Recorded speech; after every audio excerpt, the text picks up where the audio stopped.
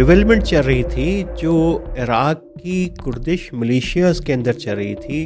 और वो ये कि वो तैयारी कर रहे हैं कि ईरान के अंदर दाखिल हो सके। हमारे लिए तो सबसे अहम है सिस्तान और बलूचिस्तान, जहां जैशुल अदल जो अब पीपल्स फाइटर्स फ्रंट बन चुकी हुई है, जो पाकिस्तान के पहाड़ों में छुपे हुए थे, वो अपनी पनाह गाहों से निकल के ईरान में दाखिल हो गए। इसराइल और अमेरिका अब इस मरहले की तरफ बढ़ चुके हुए हैं।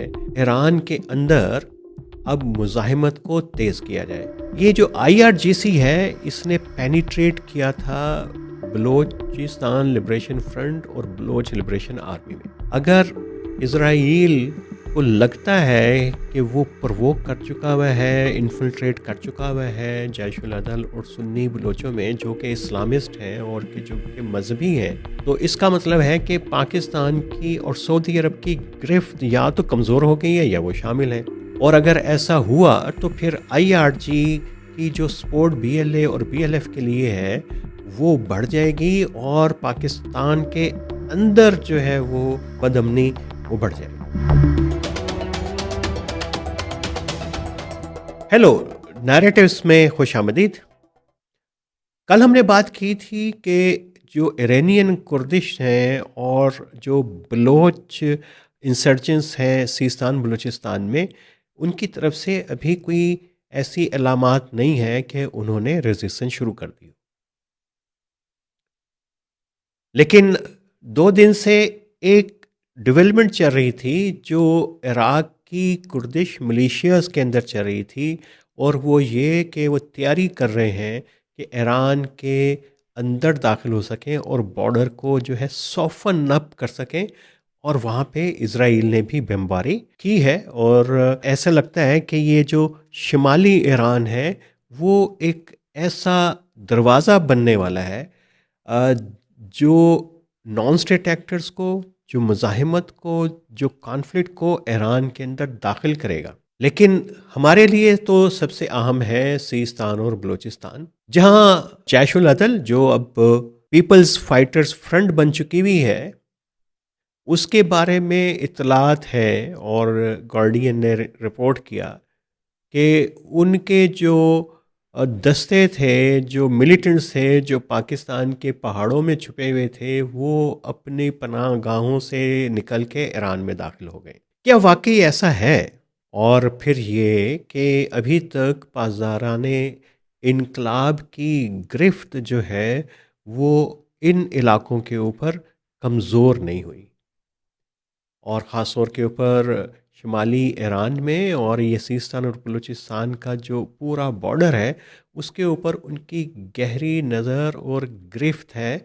और ये जब जंग शुरू हुई थी इज़राइल, ईरान और अमेरिका की, तब इज़राइल ने बमबारी की थी चाबहार पोर्ट के ऊपर। तो उस वक्त जो है कुछ हल्के तो खुशी मना रहे थे कि शायद ये पोर्ट तबाह होगी और ग्वादर पोर्ट की अहमियत बढ़ गई। लेकिन ये हमले बुनियादी तौर के ऊपर वो IRGC के ही जो है वो हेडक्वार्टर के ऊपर थे। और एक दौर में ये जैशुल अदल का बड़ा प्राइम टारगेट रहा है। चाबहार में IRGC का हेडक्वार्टर है। तो ये जो शुमाली अफगानिस्तान में बमबारी है और चाबहार में, इसमें आपको सिमिलैरिटी तो नज़र आ रही है। और ऐसे लग रहा है कि इज़राइल और अमेरिका अब इस मरहले की तरफ बढ़ चुके हुए हैं कि ईरान के अंदर अब मुज़ाहिमत को तेज़ किया जाए। अब इसमें भी हमें पता है कि ये जो प्रोटेस्ट हुए थे ईरान में, और अब ख़ुद जो है वो इज़राइली अखबार, तज़िया निगार वो कहना शुरू हो गए हैं कि इन प्रोटेस्ट को, मुज़ाहरों को इज़राइल की हमायत हासिल थी और उसने इसको वायलेंट करने में जो है इज़राइल का और उसकी मोसाद का बड़ा कलीदी रोल था। तो 3 फ्रंट हो गए। 2 एक्सटर्नल हैं।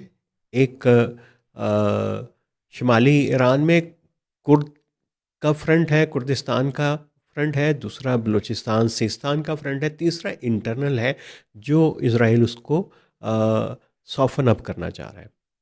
तो जाहिर है कि इसका प्राइम ऑब्जेक्टिव, जब आप जो नॉन स्टेट एक्टर्स को इन्वॉल्व करते हैं, तो इसका मतलब होता है कि जो बदअमनी को, सिविल वॉर को बड़े पैमाने पे फैला दिया जाए कि उसके लिए उस हुकूमत को, उस रजीम को कंट्रोल करना मुश्किल हो जाए। तो ऐसा लगता है कि इस मरहले की इब्तिदा हो चुकी हुई है। और अगर ये यहाँ से मुज़ाहमत शुरू होती है, तो इसमें वो जो इंटरनल जो एक डिसेंट है, जो इख्तलाफ है लोगों का रजीम के ख़िलाफ़, आयतुल्लाहs के ख़िलाफ़, तो उसको तक़वियत मिलेगी, ऐसा हाइपोथेटिकली कहा जा रहा है। और कितनी मिलेगी, और वो भी उसके ऊपर भी असेसमेंट करना करना ज़रूरी है।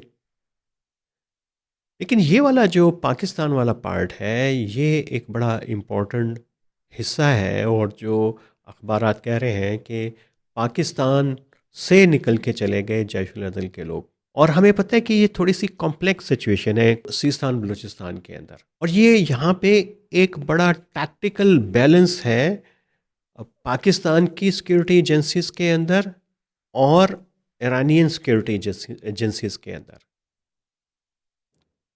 ये जो आईआरजीसी है, इसने पेनिट्रेट किया था बलोचिस्तान लिबरेशन फ्रंट और बलोच लिबरेशन आर्मी में। उनको जो है महफूज पनाहगाहें दी थी, उनके ख़ानदानों को जो है रीलोकेट किया था। और जब जनवरी 2024 का अटैक हुआ था, तो बीएलएफ के उन्हीं ठिकानों के ऊपर हुआ था।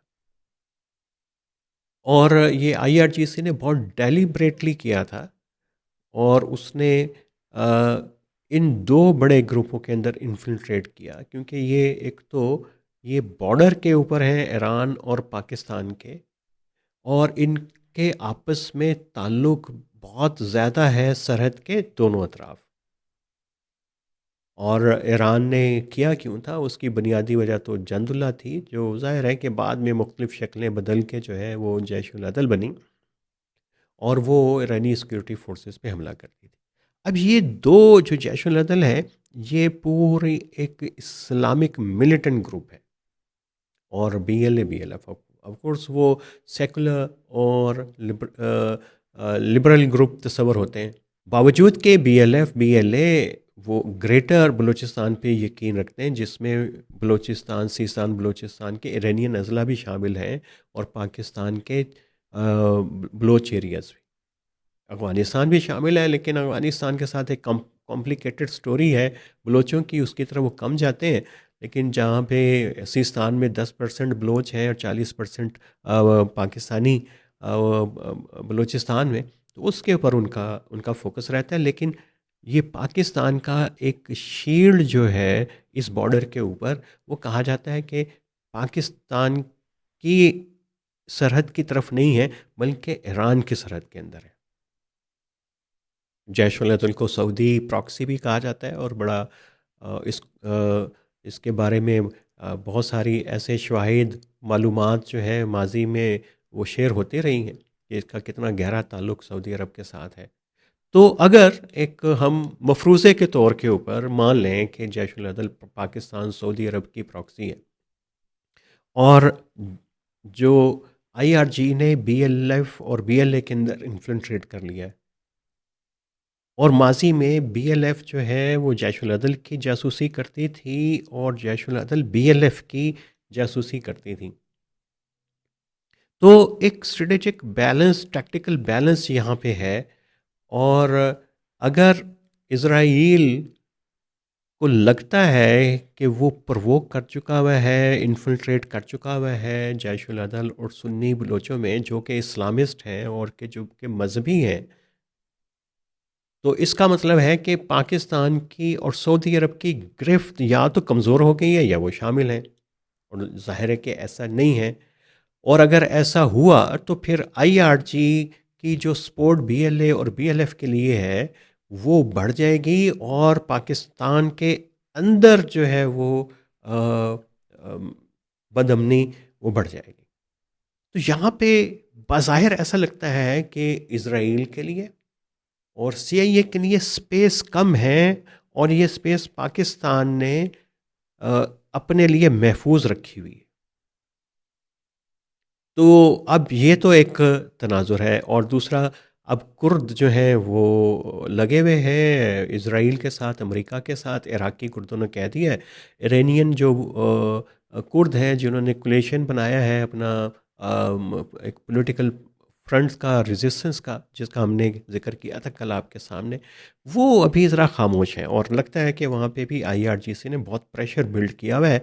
अगर इराकी कुर्द प्रेशर डालेंगे तो फिर मुमकिन है, और एंटर होंगे इरानियन कुर्दिस्तान में, तो तभी वो होगा। लेकिन सवाल ये है कि हमें अमेरिका के अहदाफ का तो पता है कि ट्रंप कह रहे हैं कि हमने रजीम चेंज करनी है, इसराइल जो है वो डिस्टेबलाइज करना चाहता है, पूरा न्यूक्लियर प्रोग्राम, मिसाइल प्रोग्राम जो ईरान का ख़त्म करना चाहता है, और एक अपनी ऐसी मनपसंद हुकूमत लाना चाहता है जो उसको रेजिस्ट नहीं करे। तो ये वो उनके डिज़ाइन है। लेकिन ये कुर्दों को और बलोचों को क्या मिलेगा? इसराइल ने, सीआईए ने क्या वादा किया होगा हाइपोथेटिकली कि आपको जो सिस्तान के जो बलोच हैं उनको आज़ादी मिल जाएगी, और जो कुर्द हैं उनको आज़ादी मिल जाएगी। उनकी तो पूरी जंग जो है इरानियन कुर्दों की ऑटोनमी के लिए है।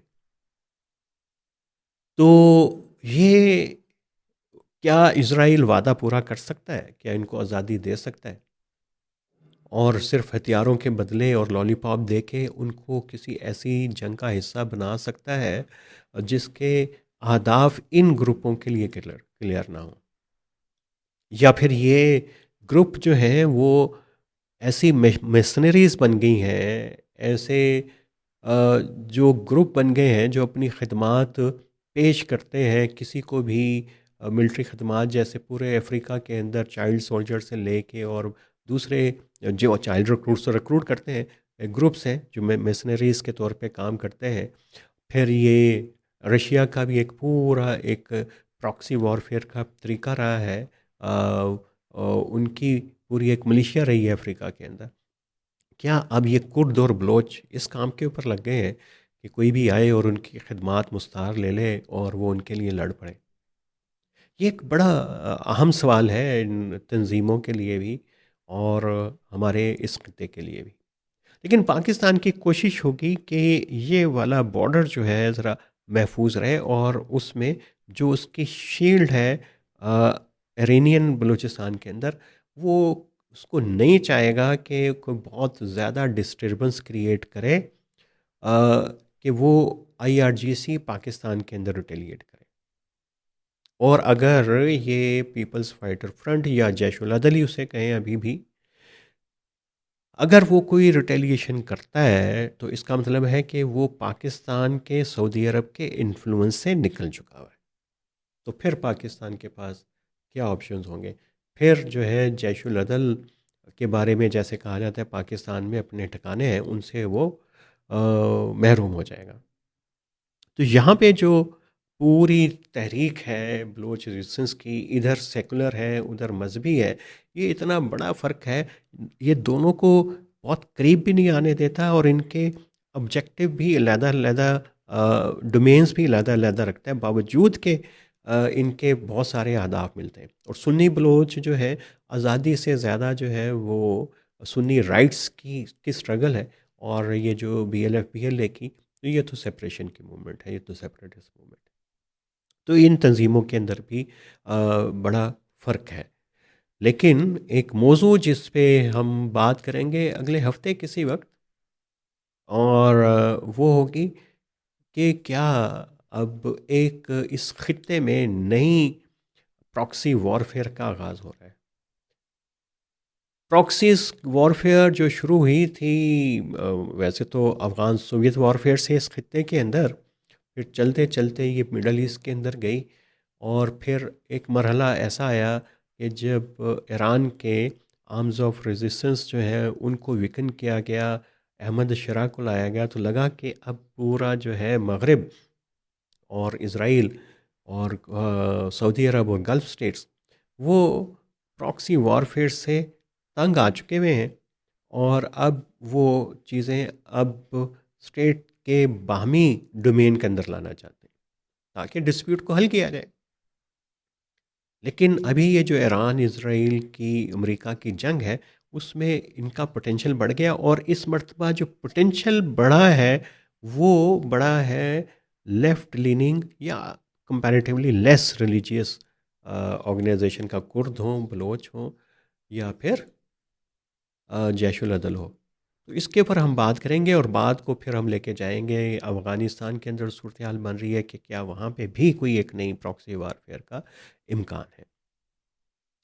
तो आज के लिए हम इतना ही, आपको लेटेस्ट हमने अपडेट किया कि पाकिस्तान का एक जो पहलू है जो ईरान इसराइल अमेरिका की जंग के साथ जुड़ा हुआ है, वहाँ पे उस फ्रंट के ऊपर क्या हो रहा है। बाकी बहुत सारे फ्रंट हैं, पहलू हैं, खारजा पॉलिसी के हैं, पाकिस्तान के मिलिट्री के और स्ट्रेटेजिक एस्पेक्ट्स हैं, उस पे हम बात अभी नहीं कर रहे। तो हम उस पे बात उस वक्त करेंगे जब सब लोग जो मशरूम ग्रोथ वाले जो तज़किया निगार हैं वो एग्जॉस्ट कर जाएंगे। तो आज के लिए इतना ही। जुड़े रहिए नैरेटिव्स विद आमिर राना के साथ।